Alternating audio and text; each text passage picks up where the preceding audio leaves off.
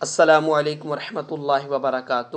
مائی نیم از قاری محمد عمر، علامہ Iqbal school system سے۔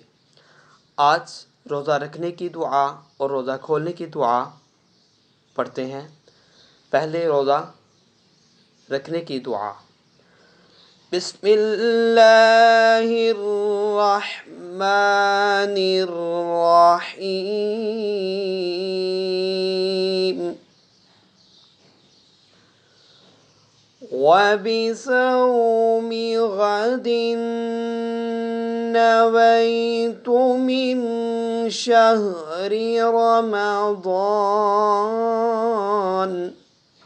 ترجمہ سماعت فرمائیں۔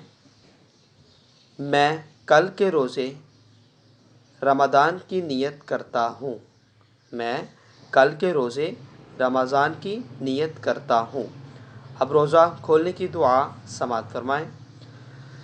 اللہم انی لک صمت وبک آمنت وعلیک توکلت وعلی رزقک افطرت۔